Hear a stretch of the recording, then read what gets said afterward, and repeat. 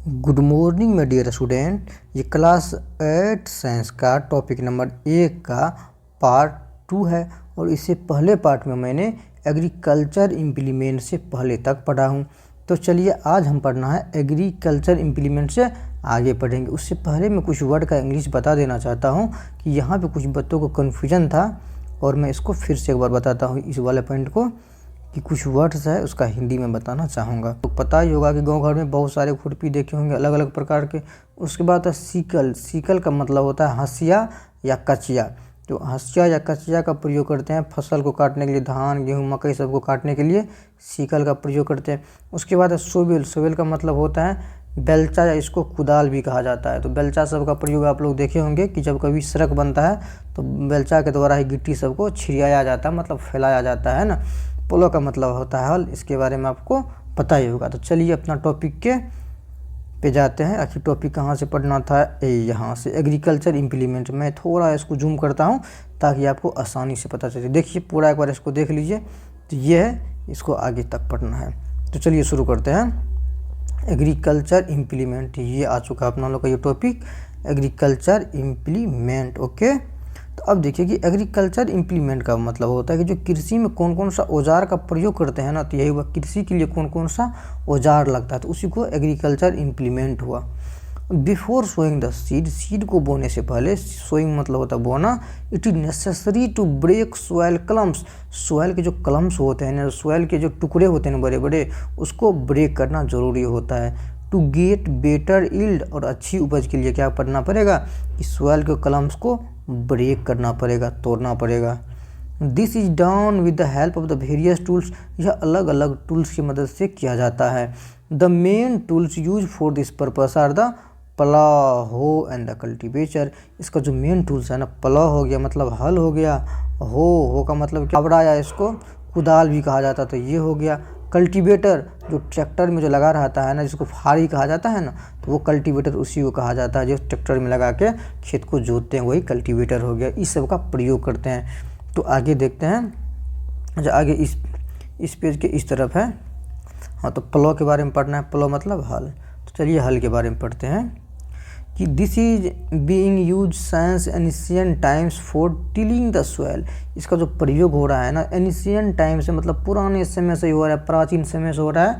For tilling the soil, soil को till करने मतलब सोयल को पलटने में यूज़ किया जाता है। Adding fertiliser to the crop, crop में फर्टिलाइजर को डालने में भी इसका प्रयोग किया जाता है। और removing the weeds and the turning the soil, और वीड्स को रिमूव करने में, वीड्स का मतलब क्या होता है, जो मेरे खेत में अनवांटेड पौधा उग जाता है ना, खरपतवार जिसको कहा जाता है, तो वीड्स का मतलब खरपतवार ही होता है। And the turning the soil, और सोयल को टर्न करने में इसका यूज़ किया जाता है, पलटने में यूज़ किया जाता है। किसका? प्लाव का यूज़ किया जाता है। This is made of the wood and drawn by pair of the bulls. अब ये जो प्लाव किसका बना होता है, तो लकड़ी का बना होता है। एंड ड्राउन, और खींचा जाता है, बाय पेयर्स ऑफ बुल्स, मतलब एक जोड़ा बैल के द्वारा इसको खींचा जाता है। और दूसरा एनिमल भी हो सकता है, जैसे कि हॉर्सेस और कैमेल, मतलब घोड़ा और ये ऊँट भी हो सकता है। ओके, उसके बाद आगे चलते हैं कि it contains a strong triangular iron strip called ploughshare. और इसके आगे में क्या होता है कि स्ट्रॉन्ग, ये इस प्रकार के एक स्ट्रक्चर बना हुआ होता है। ट्रेंगुलर आयरन स्ट्रिप मतलब आयरन का एक टुकड़ा होता है, उसको बोलते हैं प्लाउशेयर। यदि कोई बच्चा गांव से बिलोंग्स करता होगा तो उसको पता होगा कि वो अपने गार्जियन से पूछना कि हल के आगे में जो लोहा का लगा रहता है ना, उसको हिंदी में फाड़ कहा जाता है। क्या कहा जाता है? फाड़ कहा जाता है ना। तो इसी को प्लाउशेयर कहा जाता है, प्लाउशेयर कहा जाता है। उसके बाद क्या है, the main part of the plough is a long rod of the would. इसका जो मेन पार्ट होता है लंबा वाला वुड का वो बना हुआ होता है, सेप्ट होता है, और व्हिच इज कॉल्ड प्लाउ सेप्ट, जिसको प्लाउ सेप्ट कहा जाता है। यहाँ पे देखिए फोटो दिखाया गया, मैं बताऊंगा उसके बारे में भी। और there is a handle at one end of the shaft, और सेप्ट के एक तरफ क्या होता है, हैंडल होता है पकड़ने वाला, जिसको पकड़ के किसान वो हल को चलाता है, वो हो गया। The other end is attach to the beam which is placed the bull necks, और दूसरा एंड जो होता है ना, एक बीम से अटैच होता है, लकड़ी वाला बीम से, जो बुल्स नेक जो कि बैल के गर्दन पे रहता है। चलिए पहले मैं फोटो आपको दिखाता हूँ। चलिए ये हो गया, ये सीधे देखिए कि पहला तो ये वाला, ये जो बिचला मेन है ना, इसको बोलते हैं ये प्लॉ शाफ्ट हो गया। इसमें भी दिखाया गया, हो में भी दिखाया गया है और इसमें भी दिखाया गया, दोनों को अपना कंपेयर कर लीजिए कि ये मेरा क्या हो गया, तो ये मेरा प्लॉ शाफ्ट हो गया। इसको कहा जाता है ये मेरा हो गया बीम हो गया। ठीक है, प्लॉ शाफ्ट का एक पार्ट किससे जुड़ा हुआ है, तो बीम से जुड़ा हुआ है। और ये बीम कहाँ है, तो दोनों बैल के कंधों पर है। इसे उधर ही ऊपर भी निकला हुआ है, जिसको ये किसान पकड़ा हुआ है ना, जिसको गाँव में लागन कहा जाता था ना, लागन कहा जाता था ना। अपने गार्जियन से पूछना बच्चों, इसको लागन कहा जाता है। ये मेरा प्लॉ शाफ्ट हो गया, पूरा का नाम हल हो गया। और ये जो ज़मीन के अंदर यहाँ पे है ना, लोहा का एक टुकड़ा है जो आयरन का लगा हुआ होता है, प्लॉ शेयर, इसी को हिंदी में फाड़ कहा जाता है ना। तो चलिए यहाँ तक थे। यहाँ देखिए कि 1 pair of bulls and a man can easily operate plough, है ना। कहने का मतलब ये हुआ कि जो प्लॉ होते हैं ना, हल होता है ना, उसको कौन खींच सकता है, तो 1 पेयर ऑफ बुल्स मतलब एक जोड़ा बैल, साथ ही साथ ए मैन, और इसमें एक आदमी भी चाहिए, 2 बैल खींचेगा और एक आदमी पीछे से पकड़ा हुआ रहेगा। Can easily operate the plough, और आसानी से वो हल को चला सकता है। द इंडिजीनियस वुडन प्लॉ मतलब पुराने ज़माने के जो मतलब कि देसी जो wooden plough is increasingly being replaced by the iron plough nowadays. आजकल क्या हो गया, जो पहले ज़माने का लकड़ी वाला था ना, वुडन प्लॉ था ना, जो पुराने, ये जो पुराने ज़माने का जो वुडन प्लॉ था, आजकल रिप्लेस हो रहा है, उसको हटाया जा रहा है किसके द्वारा, बाय द आयरन प्लॉज।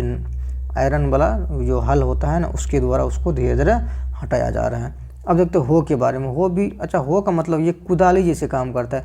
इसका यदि हो का शेप देखिएगा तो गौर से देखिएगा, हो का शेप, हो का ये किधर गया, हो ये रहा हो, ये देखिए ना, कुदाली जैसे पकड़ने वाला एक है, ये कुदाली जैसे ही है मुड़ा हुआ। तो इसमें एक बार देख लीजिए, ये देखिए बैंड प्लेट हो गया, यही ज़मीन के अंदर धंसता है। ये रड हो गया, ये बीम हो गया, जिससे इससे पहले हल में भी बीम था, इसमें भी क्या है, बीम है। ये बिचला रड हो गया, और हल में इसका नाम था शाफ्ट नाम था। जो ग्रिप हो गया, आदमी को पकड़ के जो पीछे से चलता है वो ग्रिप हो गया, और ये हैंडल हो गया। चलिए इसके बारे में थोड़ा पढ़ लेते हैं, क्या लिखा हुआ है। हो जूम करता हूँ, अब देखिए कि हो it is a simple tool which is use for removing weeds and losing the soil. ये क्या है, सिंपल टूल है, एक सिंपल औजार है जिसका यूज़ किया जाता है रिमूविंग वीड्स को हटाने, मतलब खरपतवार को हटाने में, and for losing the soil, और सोयल को लूज करने में, सोयल को ढीला ढाला करने में हो का प्रयोग करते हैं। It has a long rod of the would, इसके पास क्या होता है, वुड का लंबे रॉड होता है, और द आयरन लॉन्ग रॉड आप लोग देख लीजिए। A strong board and the bend plate of iron is fix to one of its end, और इसके इंड पे क्या होता है कि एक आयरन का प्लेट लगा हुआ होता है। एंड के बाद कहाँ, यहाँ, and work like a blade, और एक ब्लेड के जैसे काम करता है। It is pulled bye animal, और इसको एनिमल के द्वारा खींचा जाएगा, और एक आदमी यहाँ पे पकड़ के रखता है।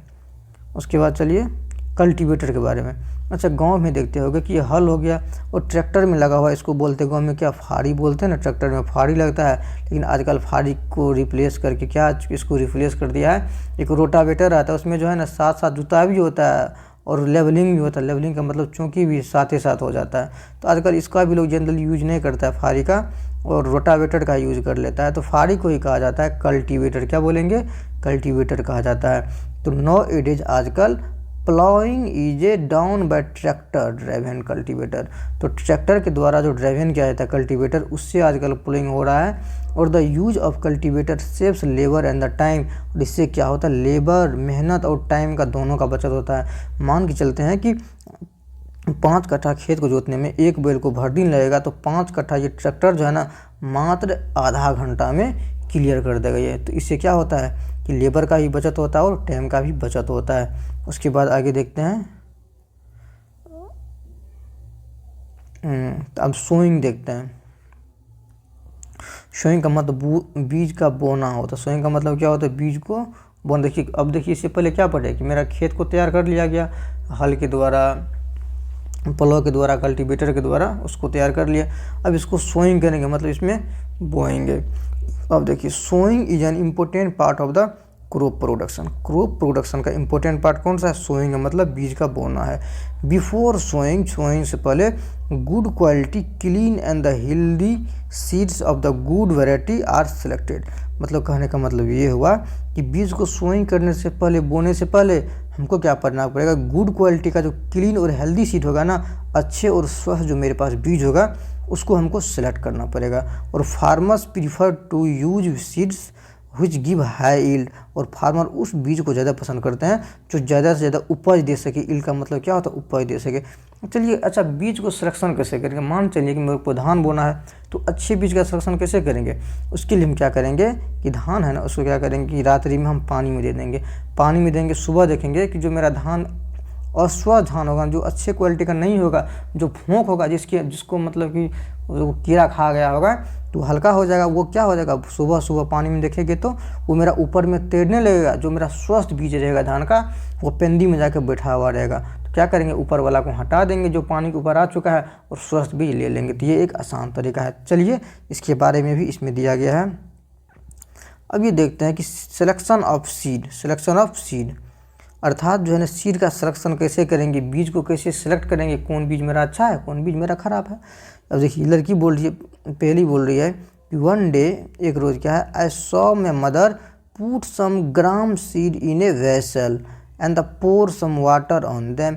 एक दिन ये देखते हैं कि इसकी मम्मी जो है ना, पुट सम ग्राम सीड, कुछ चने का बीज किस में दी? एक वेसल मतलब एक बर्तन में डाली, एंड और पोर सम वाटर, कुछ पानी को उसमें डाल दिया, है ना।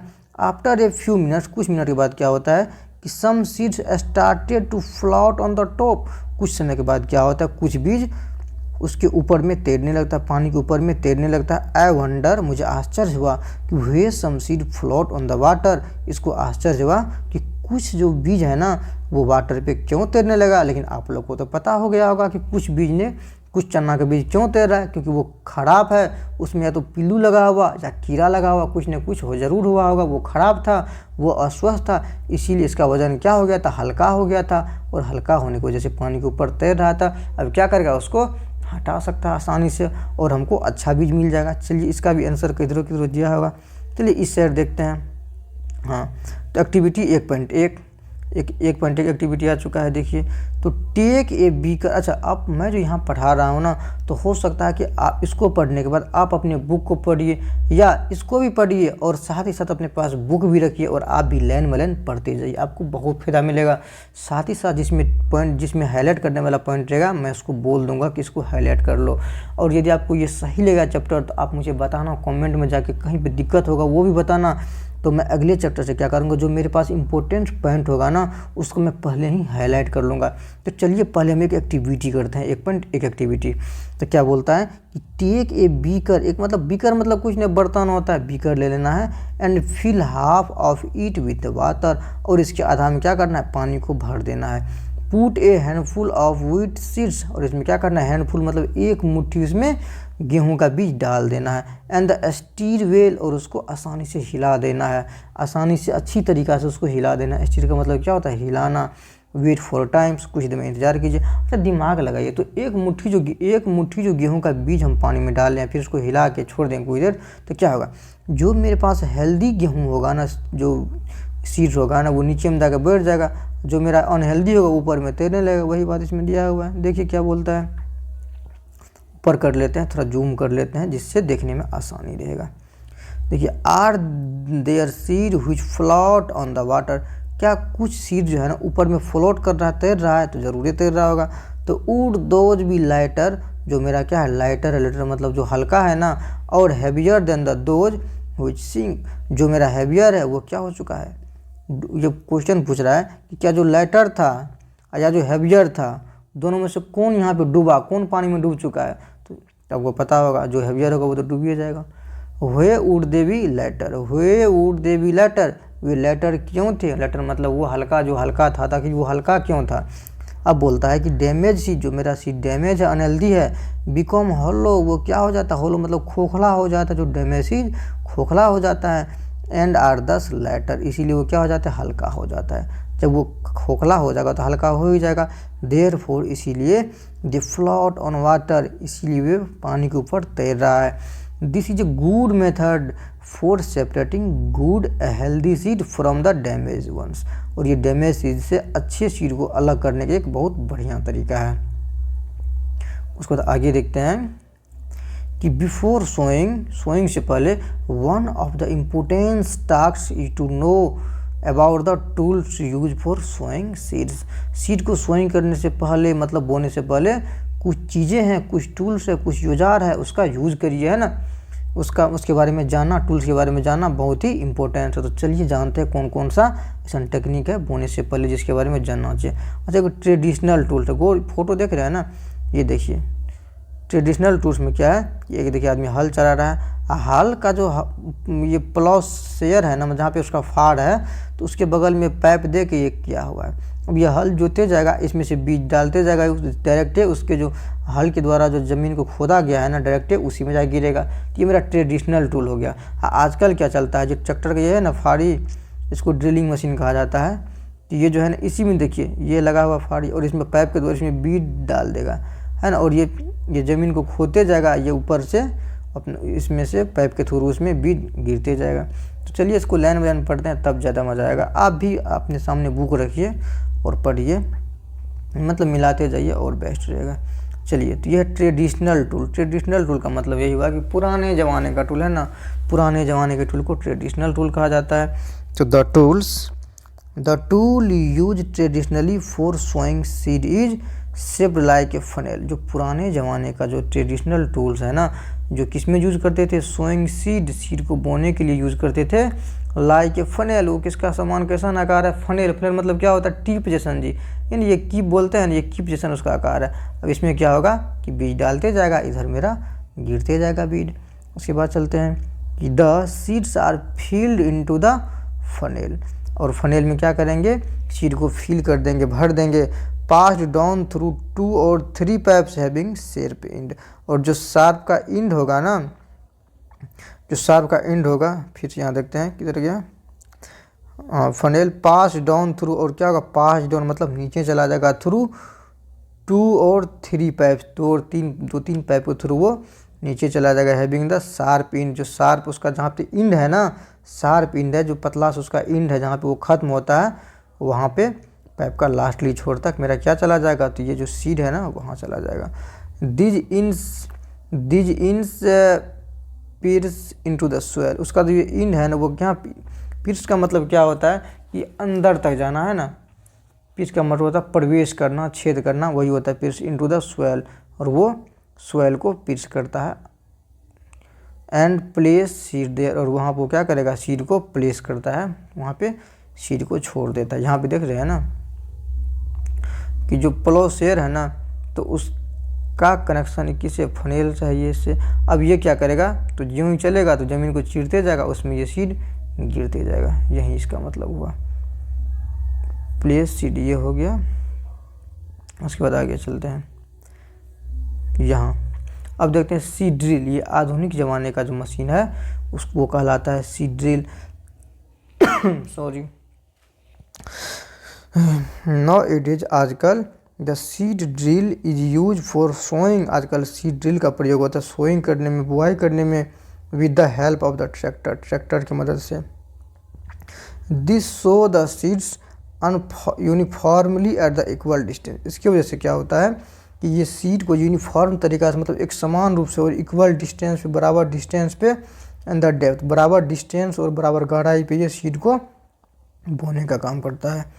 इट इंश्योर दैट, यह निश्चित करता है कि seed get cover by the soil after the sowing, इससे यह भी निश्चित हो जाता है कि सोइंग करने के बाद, बोने के बाद मेरा सीड सॉइल के द्वारा कवर हो गया है कि नहीं, मतलब मिट्टी उस पर चढ़ चुका है या नहीं।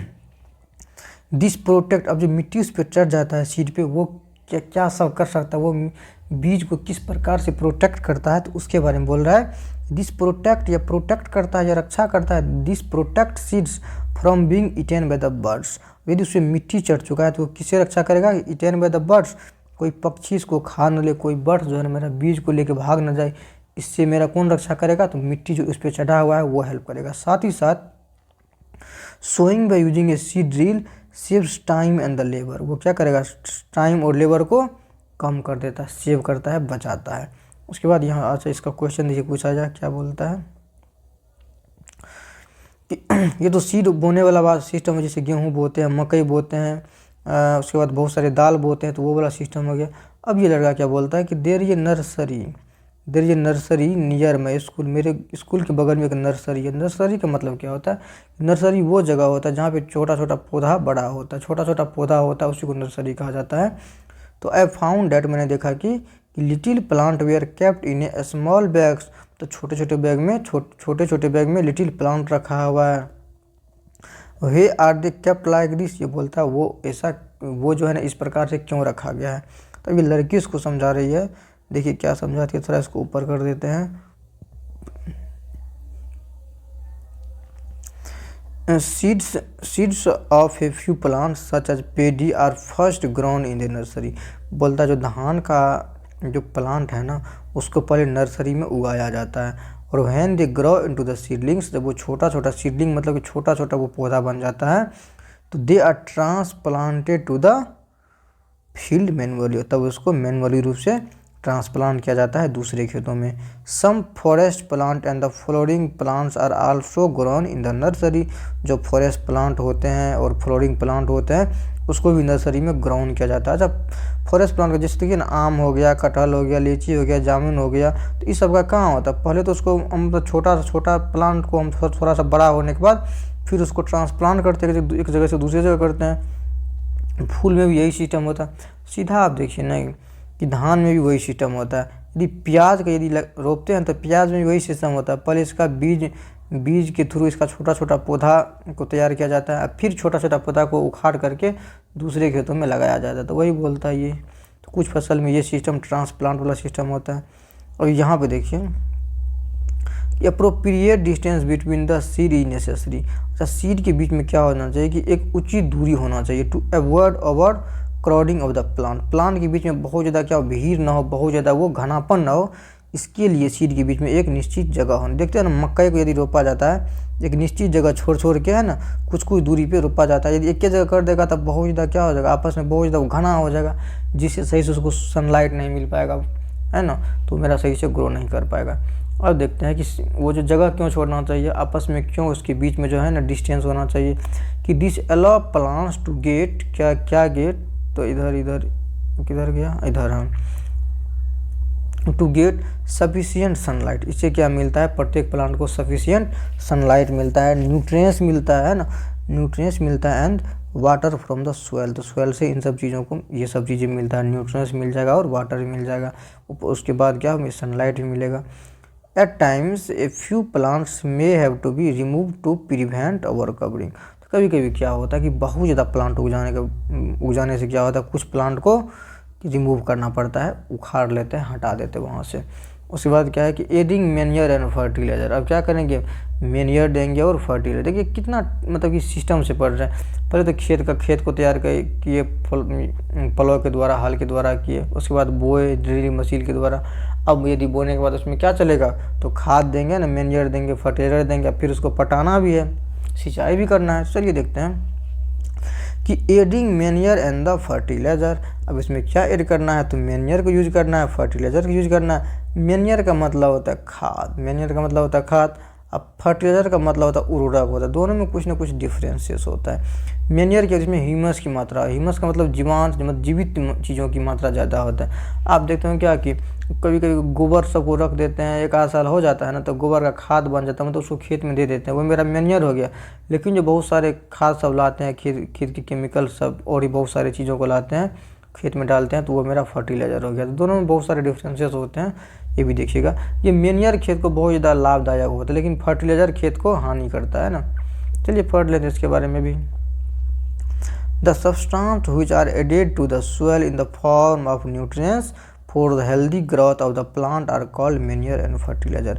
तो इसका देखिए ये डिफिनेशन हो गया, डिफिनेशन को याद कर लीजिएगा कि द सब्सटेंस वैसा पदार्थ, वैसा चीज़ which are added to the soil, जो सोयल में ऐड किया जाता है, सोयल में दिया जाता है, in the form of nutrients के रूप में सोयल में दिया जाता है, for the healthy growth. Healthy growth के लिए सही से प्लांट का ग्रोथ हो सके of the plant are called manure fertiliser. वो क्या कहलाता है? मैन्योर और फर्टिलाइजर कहलाता है। अब देखिए लड़का के दिमाग में क्या कीड़ा काटा, देखिए सर पे हाथ ले कोई क्वेश्चन पूछ रहा है कि ऐसो मैंने देखा कि a healthy crop growing in a farm in the neighbouring farm. क्या बोलता है फिर से देखिए, ऐसो मैंने देखा कि ये healthy crop growing in a farm, एक फार्म में क्या होता है, खेत में हेल्दी क्रॉप ग्रो करता है। इन द नेबरिंग फार्म, पड़ोसी के मतलब नेबर के पड़ोस के फार्म में देखा कि द प्लांट वेयर वीक, उसका प्लांट क्या था, कमज़ोर था। Why do some plant grow better, और कुछ प्लांट जो है ना सही से क्यों मतलब कि सही से ग्रो कर पाते हैं देन अदर, कुछ प्लांट क्या होते हैं कि दूसरे कंपेयर में सही से ग्रो कर पाते हैं। तो बात सीधी सी है, जो प्लांट मेरा सही से ग्रो कर पाया उसको सही से न्यूट्रिएंट्स मिला होगा, सही से फर्टिलाइज़र और मैन्योर मिला होगा। जो प्लांट ग्रो नहीं किया उसको ये सब चीज़ें नहीं मिला होगा। जैसे आदमी में भी होता है। यहाँ से देखिए, चलिए, तो soil supplies minerals nutrients to the crops plant. अब सॉइल क्या करेगा, मिट्टी क्या करेगा, सप्लाई करता है, देता है, क्या देता है, तो minerals nutrients to the crop plant को सॉइल क्या करेगा, मिनरल न्यूट्रिएंट्स देगा। This nutrients are essential for the growth of the plant, और प्लांट के ग्रोथ के लिए ये न्यूट्रिएंट्स क्या होते हैं, इसेंशियल होते हैं, मतलब बहुत ही इंपॉर्टेंस रखते हैं ना। इन सर्टेन एरिया, कुछ एरिया में क्या होता है, farmers grow crop after crop in the same field. क्या फिर से देखिए कि इन सर्टेन एरिया, कुछ एरियाज में क्या होता है कि फार्मर्स ग्रो क्रॉप, फार्मर्स क्या करेगा, क्रॉप को ग्रो करेगा, फसल को उगाता है, after crop in the same field. एक क्रॉप हुआ और झट से दूसरा क्रॉप उगा देता है ना। The field is never left uncultivated और फेलो, और इस प्रकार की ज़मीन को फार्मर कभी भी अनकल्टिवेटेड का मतलब पड़ती नहीं छोड़ता है ना, या फेलो मतलब पड़ती होता है उसे छोड़ देना नहीं छोड़ता है। अच्छा क्यों नहीं छोड़ता है, क्योंकि मेरा ज़मीन बहुत बढ़िया है, उसमें बढ़िया से उपज होता है। तो किसान क्या करेगा कि एक फसल काटा दूसरा फसल बो देगा। जैसे में अभी देखिए गेहूँ का सीज़न है, अभी गेहूँ का सीज़न है, तो जो बढ़िया वाला खेत रहेगा ना, तो किसान उसमें क्या करेगा कि जैसे गेहूँ काटा, झट से गेहूँ काटने के बाद उसमें दाल का बुआई कर देगा, मूंग बो देगा, है ना, दाल हो जाएगा।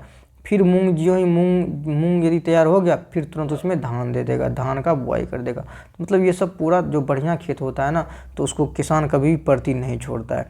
तो इमेजिन मतलब बोलता है, इमेजिन कीजिए कि what happens to the nutrients. अब सोचिए कि न्यूट्रिएंट्स क्या होता है, चलिए इसके बारे में भी देखते हैं। Imagine what happen to the nutrients का क्या होता है। चलिए यहाँ पे देखिए कि continuous cultivation of crops make the soil poor in nutrients. यदि क्या करते हैं कि क्रॉप्स का बारंबार कल्टीवेशन करते हैं, लगातार कल्टीवेशन करते रहते हैं किसी खेत में, तो उसमें क्या हो जाता है, the soil poor in nutrients, और सॉइल में क्या होता है कि न्यूट्रिएंट्स की मात्रा कम हो जाता है, अर्थात सॉइल जो है ना पुअर हो जाता है। किस मेथड में, किसके लिए, तो न्यूट्रिएंट्स का उसमें कमी आ जाता है। देयरफॉर इसीलिए farmers have to add manure to the field to replenish the soil with the nutrients. इसीलिए फार्मर क्या करते हैं कि फार्मर्स ऐड करते हैं, उसमें क्या ऐड करते हैं, क्या डालते हैं, मैन्योर टू द फील्ड, अपने खेतों में मैन्योर को डालते हैं, खाद को डालते हैं। टू रिप्लेनिश मतलब पुनः प्राप्ति के लिए क्या, the soil with the nutrients, मतलब सॉइल में पुनः न्यूट्रिएंट्स के लिए फार्मर उसमें क्या डालते हैं, तो मैन्योर को डालने का काम करता है। This process is called manuring, और यह प्रोसेस क्या कहलाता है, मैन्योरिंग कहलाता है। इसका डिफिनेशन यहाँ से यहाँ तक कर लीजिएगा। देखिए फार्मर्स, यहाँ से farmers add manure to the field to replenish the soil with nutrients, और this process is called manuring. Okay manuring यहाँ तक इसको कर लीजिएगा। उसके बाद है कि इम्प्रूव्ड और insufficient manuring result in weak plants. जब प्लांट वीक कब होगा, जब उसका इम्प्रूव्ड मतलब सही व्यवस्था से सही रूप से उसको मैन्योर नहीं मिलेगा, या इनसफिशिएंट मतलब बहुत कम मात्रा में मैन्योर मिलेगा, तो result in the weak plant, और उसका रिजल्ट क्या होगा, उसका परिणाम क्या होगा, मेरा जो प्लांट होगा ना वो वीक हो जाएगा, वो मेरा कमज़ोर हो जाएगा। आगे चलते हैं।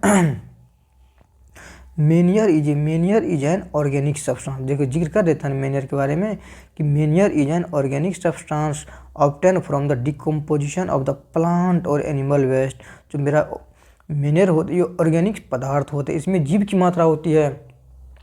कैसे बनता है? ऑब्टेन फ्रॉम, जिसको प्राप्त करते हैं डिकम्पोजिशन ऑफ प्लांट और एनिमल वेस्ट, प्लांट और एनिमल वेस्ट से प्राप्त करता है। गांव में जनरली एनिमल वेस्ट से प्राप्त, जैसे ना गाय भैंस का जो गोबर होता है ना, उसी को सड़ने गलने से ऑर्गेनिक सब्सटेंस बनता है।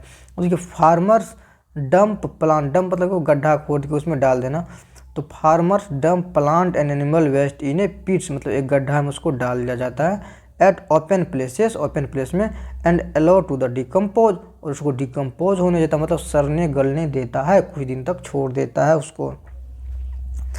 The decomposition is cause by the some macro organism. अच्छा, वो सब जो डिकम्पोजिशन होता है किसका, तो प्लांट या गोबर सबका जो डिकम्पोजिशन होता है किसके द्वारा होता है, तो कुछ मैक्रो ऑर्गेनिज्म होते हैं, वो इसको डिकम्पोज कर देता है। उसके बाद आगे चलिए कि the decomposed matter is use as organic manure.